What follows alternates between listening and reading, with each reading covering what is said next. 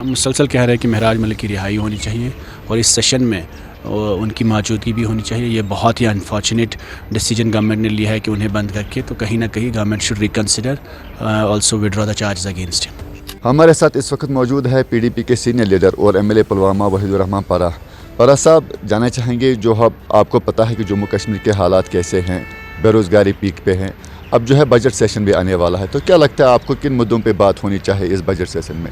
دیکھیے, ہماری کوشش ہوگی انشاءاللہ جو یہاں پہ بنیادی مسئلے اس وقت, خاص کر جیسے آپ نے دیکھا کہ بجلی کا ایک بہت بڑا بحران ہے اور جو میٹرنگ کی وجہ سے لوگوں کے بلز کافی بڑے ہیں, تو ہم چاہتے ہیں حکومت سے اس پہ ایک کمپیشنیٹ ویو لے اور ایک بار ون ٹائم ایمنسٹی ہو جو لائبلٹیز ہے لوگوں کے لیے, اس پہ فیصلہ کیا جائے, نمبر 1. اس کے بعد بے روزگاری کے حوالے سے گورنمنٹ نے کہا تھا 1 لاکھ روزگار دیے جائیں گے, لیکن ہم نے دیکھا نہیں کہ ریکروٹمنٹ بھی نہیں ہوتی ہے. فاسٹ ٹریک ریکروٹمنٹ کی تو بات ہی نہیں, بلکہ جو ویکنٹ پوسٹ ہیں ان پہ بھی ابھی تک ریکروٹمنٹ رکی ہوئی ہے.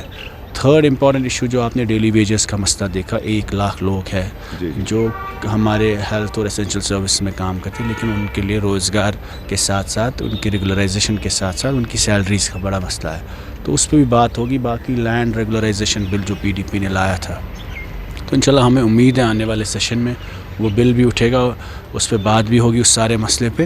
تو we'll try our level best to raise all such issues which are important in terms of governance also, in employment also.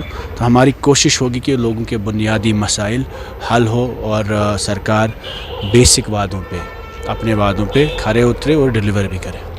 لگ بھگ جو ہے 10 سال کے بعد یہاں پہ حکومت آئی ہے نیشنل کانفرنس کے, آپ کے بھی 4 ایم ایل اے ہیں, تو آپ کو کیا لگتا ہے کہ کہاں پہ دیکھ رہے ہیں آپ اس سرکار کو؟ میرے خیال میں ابھی تک گورننس کے حوالے سے بہت کوتاہی ہے اور سرکار کا امپیکٹ نہیں ہے.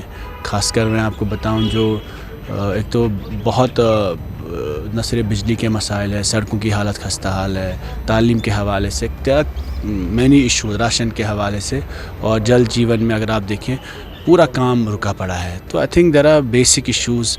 فلڈ کے حوالے سے لاسٹ ایئر بھی ہم نے دیکھا کہ لوگوں کے اتنے خدشے ہیں, تو اس پہ گورنمنٹ کہیں پہ بھی ڈیلیور نہیں کر پا رہی ہے.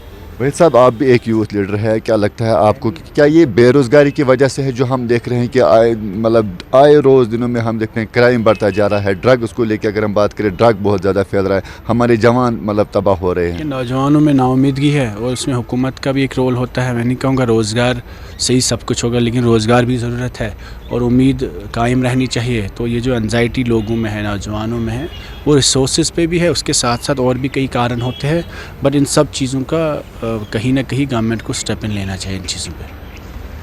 ماتا ویشنو دیوی کی کنٹروورسی کو آپ کہاں پہ دیکھتے ہیں؟ دیکھیں, انفارچونیٹ انسیڈنٹ ہوا ہے, اور اگر نفرت کی بنیاد پہ آپ بچوں کو ایڈمیشن نکالیں گے تو where will it and.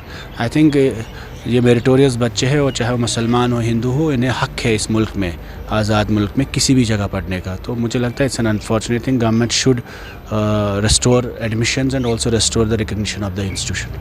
M L A ایک باندھ ہے, بجٹ سیشن آنے والا ہے, ان کی نمائندگی کون کرے گا؟ ایم ایل اے مہراج کی اگر ہم بات کریں, ایم ایل اے ڈوڈا کی. ہم مسلسل کہہ رہے ہیں کہ مہراج ملک کی رہائی ہونی چاہیے اور اس سیشن میں ان کی موجودگی بھی ہونی چاہیے. یہ بہت ہی انفارچونیٹ ڈیسیجن گورنمنٹ نے لیا ہے کہ انہیں بند کر کے, تو کہیں نہ کہیں government should reconsider also Vadra the charges against ہم. چلو, بہت بہت شکریہ. یہ تھے ہمارے ساتھ پی ڈی پی کے سینئر لیڈر اور M L A Pulwama Waheed ur Rehman Parra. مجھے دیجیے اجازت. اللہ حافظ.